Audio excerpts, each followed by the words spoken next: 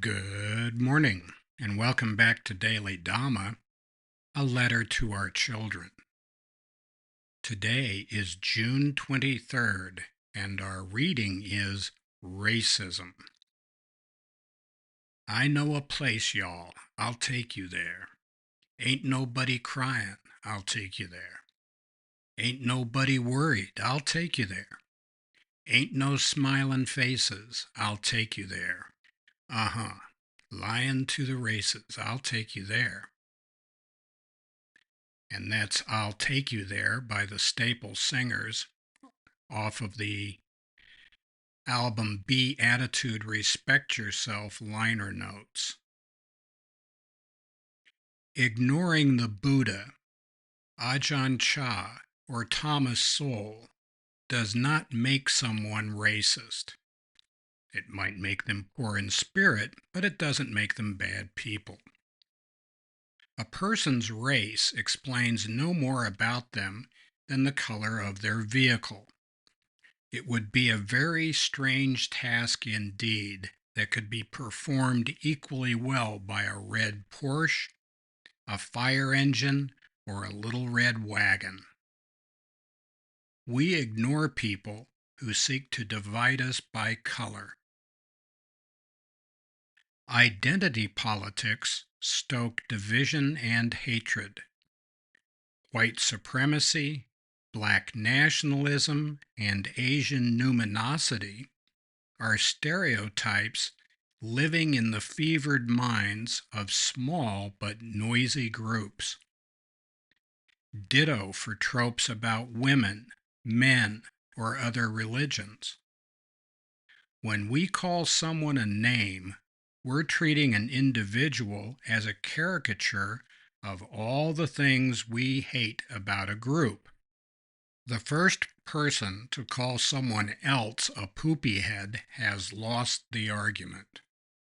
Make no mistake, the mechanism in each case is the same. Racism, sexism, and all the other isms rely on judging individuals by traits attributed, usually falsely, to the larger group. It's looking right through our interlocutor to focus on a lie. It is a refusal to see the divine spark in the person before us. Loathe thy neighbor is a god-awful recipe for disaster. Listening to people who differ from us is good. Smearing people who disagree with us is not. The Buddha said to practice right speech.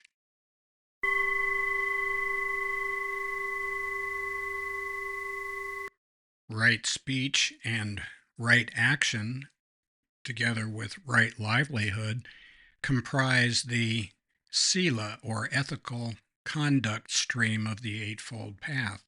If we follow that stream and clean up our act, we can sit peacefully in meditation. If we don't, if we're leading a double life and half-stepping, we're going to have a hard time sitting still for contemplation because we just can't stand ourselves. If it's been a while since you've listened to the Staple Singers, do yourself a favor. That album, Be Attitude, Respect Yourself, was released in 1972, and another great song on that album is called Respect Yourself. And here are a couple of stanzas that strike a chord.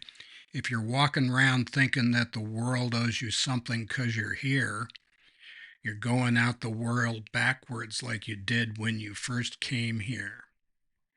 How about them apples? The Staple Singers were basically a Christian group. They did a lot of gospel songs, and they were around from about 1948 to 1999, I think. So a half a century of work, and their stuff is just transcendent, you know? At least that's our version of it. Here's the deal with the race baiting. Invoking racism as a reason to believe in something or against something is bad logic, and it's pernicious. The idea that you have to agree with everybody who is one race or disagree with everybody who happens to be a different race is false. It's bad logic, and it's bad manners. Thomas Sowell, the Buddha, Ajahn Chah, Mrs. Dhamma, for crying out loud. And the fact that you disagree with these people of color doesn't make you a racist. We really don't think so. It probably makes you impoverished of spirit. It may cut you off from the sunlight of the message of hope that they bring to people, but it doesn't make you a racist. And in the meantime, please check out the Staple Singers.